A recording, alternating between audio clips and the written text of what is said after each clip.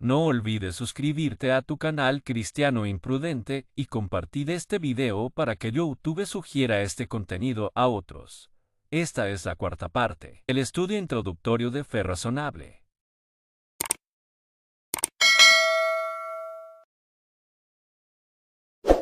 Cristianos decimos amén, pero no resurrección de Cristo. Ahora, también está este libro. Este es el libro que tienes que estudiar para responder el cuestionario de William Lane Craig.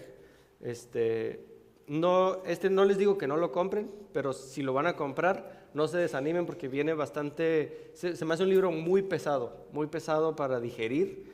Entonces, para alguien como yo vengo de un background de ingeniería, nunca había estudiado ni filosofía, había términos que no entendía, entonces, pero vamos a agarrar y lo que voy a hacer es tratar de bajarlo por ejemplo, viene el tema de la resurrección, el tema de los milagros, el tema de la fe.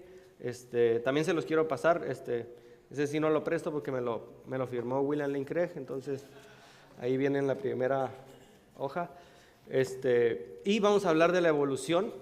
Y aquí les decía, ahí sí, yo les respeto. Si usted me dice, brother, voy a entrar a tu clase, yo creo en la evolución, está bien, porque yo voy a abordarlo desde los pasos del maestro. Si quiere así para atrás y la evolución. También vamos a hablar de lo absurdo de la vida sin Dios. O sea, ¿por qué la vida carece de significado si Dios no existe? Y no solo es un emocionalismo, lo vamos a ver cómo realmente la vida pierde todo significado si Dios no existe. El problema de los milagros, ¿sí? Por ejemplo, hay gente que dice que un milagro es la violación momentánea de las leyes físicas. Pero entonces unos dicen, ¿cómo puede ser una violación de las leyes físicas si Dios existe? Eso iría en contradicción con la existencia de Dios. Bueno, les dejo ahí la pregunta porque vamos a abordarlo también, el problema de los milagros. También vamos a responder por qué no somos ateos. ¿Por qué no soy ateo? ¿No? Realmente me he preguntado por qué no soy ateo. ¿Por qué no soy católico? No, nada más fue porque no creemos en las imágenes o que de verdad hay verdades más fundamentales del catolicismo que no podemos abrazar. ¿Por qué no soy testigo de Jehová?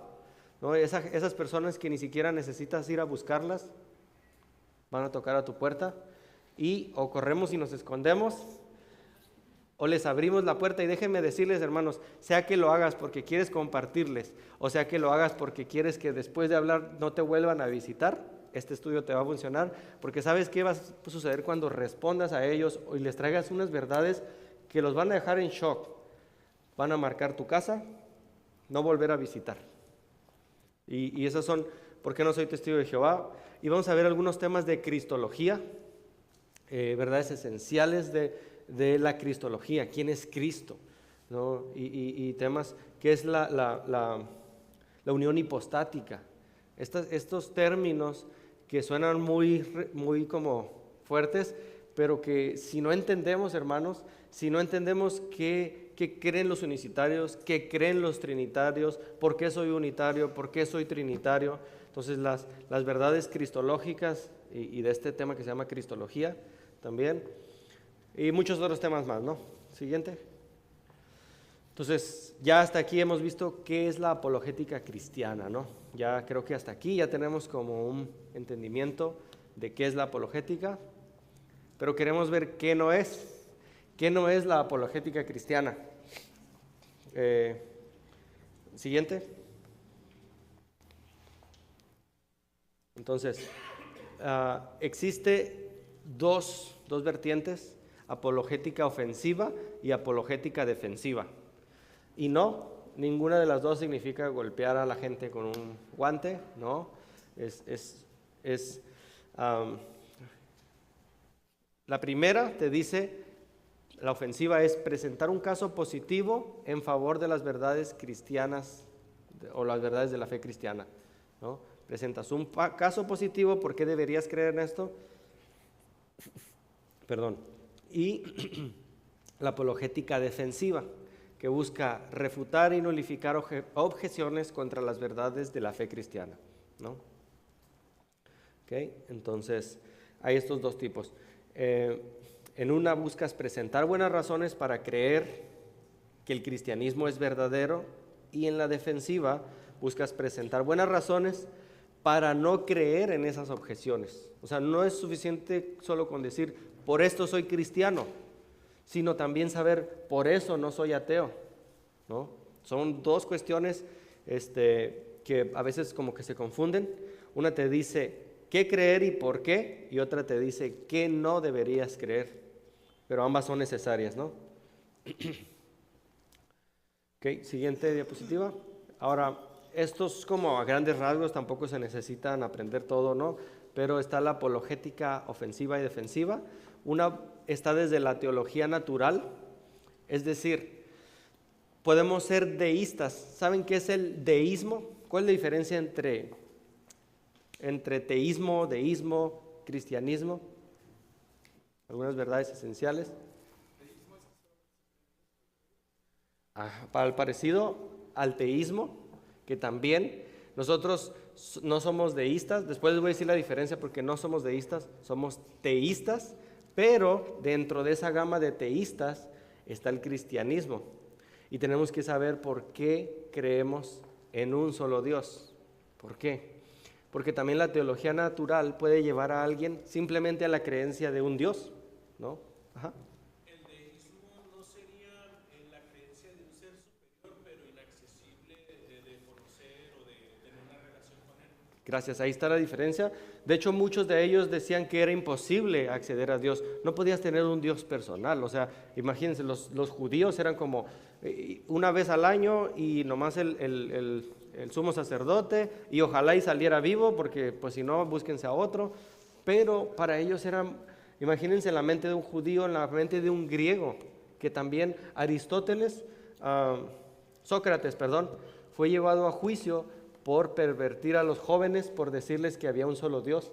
Para el tiempo de Sócrates era una herejía que él dijera que solo había un solo Dios. Yo no sé por qué Sócrates creía un solo Dios, ciertamente no era cristiano, pero la verdad naturalista, la teología natural le decía, hay un solo Dios. Todo lo que volteo a ver me habla de un diseñador, ¿no? Entonces, mucha gente llegando a la creencia de un solo Dios, lamentablemente eso no te salva. Creer que hay un Dios, quién sabe quién sea, que además está bien ocupado dándole orden al universo y que no se le salga nada de control, eso no te da salvación. Pero en la teología natural tenemos el argumento ontológico, el argumento cosmológico o calam, que nos habla del cosmos, el argumento teleológico, el argumento moral. No necesitan memorizarlos, los vamos a ver aquí, uno por uno. A mí el que más me gusta es el argumento moral, porque es el que te habla, ¿verdad?, de dónde viene la moral. Realmente si Dios no existe, hermanos, no hay razón para la moral. Entonces, evidencias cristianas, tenemos la profecía cumplida, las profecías que Cristo ha cumplido, las afirmaciones radicales de Cristo, la confiabilidad de los evangelios. ¿Realmente podemos confiar en los evangelios? Mucha gente dice, ¿cómo puedes confiar en unos evangelios que fueron escritos 70? ¿Alguien de acá ya lo vieron? Sería para enfrente. Entonces, bueno. Sí, el evangelio más cercano, muchos dicen que es el de Juan, escrito 60 años después de la muerte de Cristo, y dicen, ¿tú te puedes acordar de lo que pasó hace 5 años? ¿Hace 10? ¿Hace 30? Pues el evangelio de Juan fue escrito hace 60 años. ¿Cómo puedes confiar en el evangelio de Juan si fue escrito hace 60 años? Uy, hermanos, pues tienes que tomar esta clase porque hay mucha evidencia para nosotros saber por qué puedo confiar en el evangelio de Juan, que de hecho, adelantándoles un poco, en ese tiempo, en especial el evangelio de Juan, ellos hacían algo que a veces hacemos con los niños, ponerlos a cantar los versículos. Había gente, hermanos, que se sabía todo el evangelio de Juan porque era un himno. De hecho, si nos pusiéramos a estudiar griego y supiéramos leer griego, tendría rimas el evangelio de Juan, porque la gente lo cantaba. La gente cantaba el evangelio de Juan y quedó escrito de una manera tan precisa como solo Dios lo puede hacer. Eso es una de las evidencias de por qué confiamos en los evangelios. No más, les estoy adelantando por poquito, ¿no? El tema de la resurrección de Cristo. Siguiente. ¿Qué dirías si te digo, o qué pensarías, perdón, si te digo que puedes demostrar la resurrección de Jesús en una servilleta. En el espacio de una servilleta, platicando con un amigo, puedes darle por qué Cristo resucitó. Esa parte de la resurrección probablemente sería como la siguiente, es en marzo, es cuando viene Semana Santa, ¿verdad? No, es en abril. ¿Cuándo es? No me acuerdo. Ok. En abril. Voy a tratar de que quede en abril porque pues como que calza con la fecha. Pero vamos a ver eso, resurrección. Entonces, ¿hay apologética en la Biblia? Sí. Jesús apeló a los milagros, las profecías cumplidas, para mostrar que sus afirmaciones eran verdad. Entonces, si vemos en los evangelios, Jesús siempre apeló a estos eventos para demostrar, o sea, él estaba haciendo apologética porque él era el Mesías. Los apóstoles también apelaron al hecho de la resurrección para mostrar que Jesús era el Mesías. Y los apóstoles también apelaron a los gentiles las obras de Dios en la naturaleza, lo que es la teología natural, o sea, todo lo que puedes ver.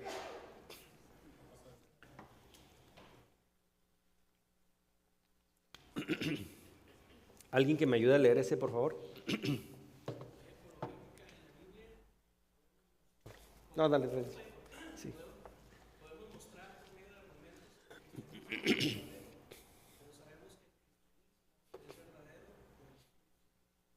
A ver, hermano, aunque tú no tomes apologética, es más, si sea que los que no pudieron venir hoy o que tú decidas ya no venir, hermano, eres salvo por el Espíritu Santo. Sabes que eres salvo por el testimonio que el Espíritu Santo da en ti, pero la pregunta es cómo muestras o cómo puedes demostrar que el cristianismo es verdadero. Bueno, yo ya sé que soy salvo por la evidencia del Espíritu, pero demuestro a los no creyentes por medio de argumentos, como lo hizo Pablo, como lo hizo Jesús, como lo hicieron los apóstoles, ¿no? Mostrar y saber no son lo mismo. Mostrar y saber tienen una gran diferencia. Entonces, como les decía en el video de introducción, no podemos sacar, ojalá que hubiera Dios dado esa oportunidad de, mira, deja sacar un poco del Espíritu que Dios ha dado en mí para que veas, pruébalo para que veas que el cristianismo es verdadero, no se puede, pero por medio de evidencia sí. Entonces, hay varios fundamentos históricos. La apología de Pablo en el Areópago. Ahorita estoy leyendo un libro de Platón, donde casi todo lo que se sabe de Sócrates no fue por el mismo Sócrates. Oh, paradoja, ¿no? Cuando nos preguntan ¿cómo crees en Jesús si él no escribió nada? Pues bueno, en ese lugar, en el Areópago, Sócrates fue juzgado. Y él abre su discurso con estas palabras: oh varones atenienses. Entonces, esa frasecita, varones atenienses, era una frase incrustada en ese mundo secular, donde cuando Pablo entra a ese mismo Areópago, inicia con esa frase y lo van a leer en el libro de Hechos. Varones atenienses. O sea, él está dando ese peso de lo que él va a hablar, para de plano ya de ahí está captando la atención de los no creyentes. Pablo sabe de lo que está hablando, sabe lo que sucedió aquí, no viene nada más Entonces, Hechos 17, 17, si me ayudan a leerlo. Hechos... Ay, perdón. Hechos 17, 17. ¿Alguien que lo tenga?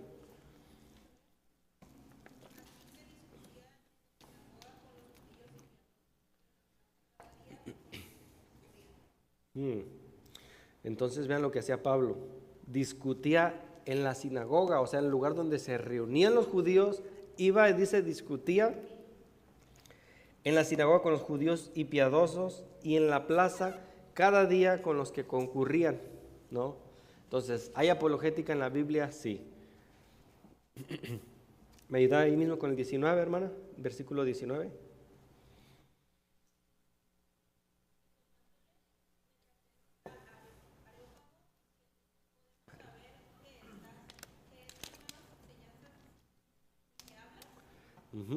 Y Pablo dice, claro que sí, con mucho gusto, ¿no? Y va al Areópago y les expone el Evangelio. Vamos a Hechos 24, 26. ¿Y alguien más me ayuda con ese pasaje?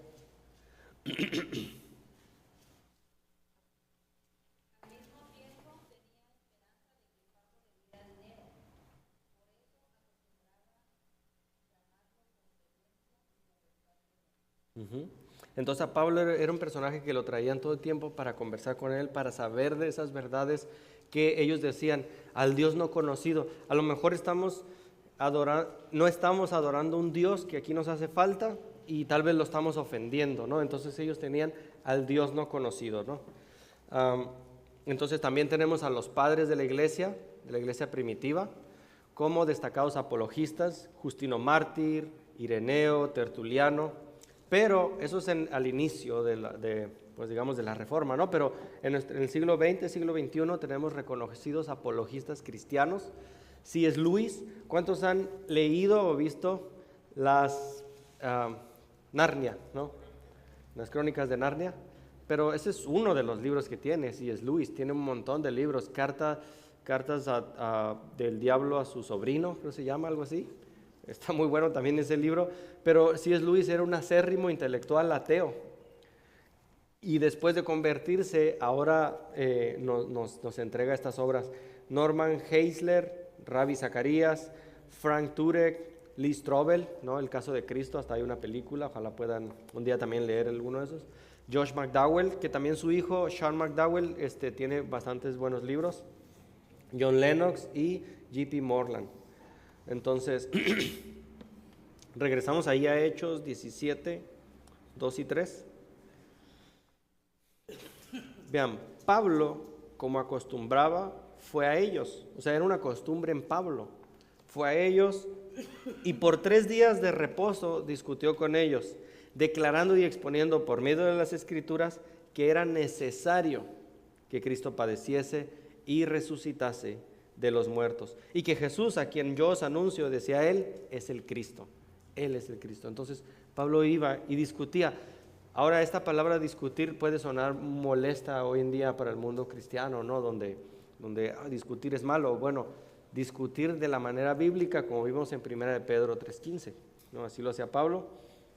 Entonces razonó con ellos basándose en las Escrituras y mostrando evidencia.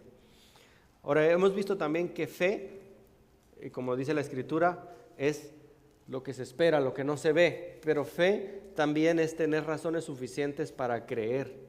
Los apóstoles tenían razones suficientes y hoy en día creo que se malentiende mucho el término fe, porque Tomás le pide evidencia a Cristo y Cristo no se ofende, no dice cómo, más bien mete tu dedo, déjame darte esa evidencia. Si a pesar de ver esa evidencia quieres dudar, ahí ya no hay nada que hacer. Entonces con el ateo es lo que queremos hacer, o con el no creyente, ¿tienes dudas? Está bien, déjame mostrarte la evidencia, pero si a pesar de mostrarte la evidencia, tú has decidido en tu corazón ya no creer, hermano, no hay apologética que te salve. Decía Tomás de Aquino, para el que cree, tengo 1000 evidencias, tengo más de 1000 evidencias, para el que no quiere creer, no tengo ninguna. Entonces, es la carga que nos deja Pedro, vayan, pero el que va a creer, hermanos, con la evidencia que le muestres. Ahora hay personas que tienen una duda emocional y otros tienen una duda racional. Y en cuestión de la duda emocional, yo no me siento preparado para eso. Para eso hay hermanos que estudian consejería, ¿no? que se preparan en eso, y hay que saber entender si realmente la persona con la que estoy conversando tiene una duda emocional. Ella no quiere saber el argumento moral, el argumento teleológico. Ella quiere que trates con esa duda emocional que ha tenido. ¿Por qué el Señor me quitó a mi padre? ¿Por qué el Señor me quitó a mi hijo? Entonces, ahí ese aspecto tiene su lugar, tiene su espacio, y debemos también como apologistas saber identificar y decir, esta persona no espera que yo le dé evidencia a favor de la existencia de Dios, ¿no? Quiere que trate con este dolor. Pero también hay personas que genuinamente tienen una duda racional y dicen, realmente yo quisiera creer, pero no puedo porque miro que la Biblia dice eso. ¿Y cómo puede ser posible eso? ¿Cómo puede ser que me dicen que Jesús caminó entre varias personas y lo vieron? Y bueno, entonces, tener razones suficientes para creer, esa es la fe. Pablo no solo les decía lo que debían creer, también les decía por qué deberían creerlo. Siguiente. Entonces, perdón, si alguien me ayuda a leer el primer párrafo.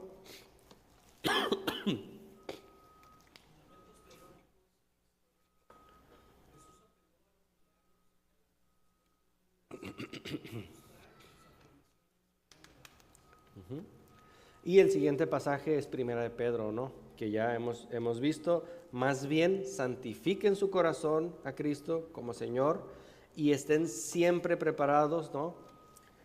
Siempre listos para responder a estas verdades. Entonces, ya leímos ese, Mateo 22:37. Amarás al Señor tu Dios con todo tu corazón, con toda tu alma y con toda tu mente, ¿no? Hermanos, dudar no es malo. Y tenemos que estar preparados también y decirle a nuestros hijos que no se tienen que sentir culpables por dudar. Dudar no es malo. Lo terrible sería que les digamos que guarden silencio, que no hay espacio para sus dudas. Todo lo contrario, de verdad quiero decirles que la teología cristiana tiene 2000 años respondiendo. Ninguna duda de las que hoy se plantea los no creyentes es nueva. No hay ninguna duda nueva. Al contrario, cada vez se presentan más fundamentos, más respuestas para las preguntas que se plantean. Entonces, muchas veces se quiere dejar de lado lo intelectual, la mente, para parecer más espirituales. Realmente Dios engloba todo y eso incluye nuestra mente también. Entonces ya hemos visto, todo creyente es un apologista. También vimos que estar siempre listos para presentar defensa de nuestra fe, amar a Dios con nuestra mente, no son opciones, son órdenes de un rey y señor. Si Jesús es tu rey y es tu señor, Él te demanda que lo ames aún con tu mente. Si no estudias teología, no querrá decir que no tengas ideas acerca de Dios, sino que tendrás muchas ideas erróneas, dice Cliff Staples Lewis. Siguiente. Ok, gracias. Siguiente, William Lane Craig. Atrás. Dice, sí, se trabó ahí un poquito. Bueno, les leo, dice, si los cristianos fueran entrenados, para proveer evidencia sólida de lo que ellos creen y buenas respuestas a las preguntas y objeciones de los no creyentes, entonces la percepción de los no cristianos cambiaría lentamente. Los cristianos serían vistos como personas pensantes a quienes se les debería tomar en serio en lugar de fanáticos o bufones emocionales. El evangelio sería una alternativa real para las personas. Y suena a lo mejor un poco duro lo que está diciendo William Lane Craig, hermanos, pero el cristianismo ha perdido esa intencionalidad en la cultura, donde no es que ahora tratamos de moldear la cultura, no, ahora estamos resistiendo porque la cultura nos sigue moldeando a las nuevas verdades, las nuevas masculinidades, ¿no? El cristianismo está de regreso, hermanos, el cristianismo viene de vuelta y se lo voy a mostrar. Entonces,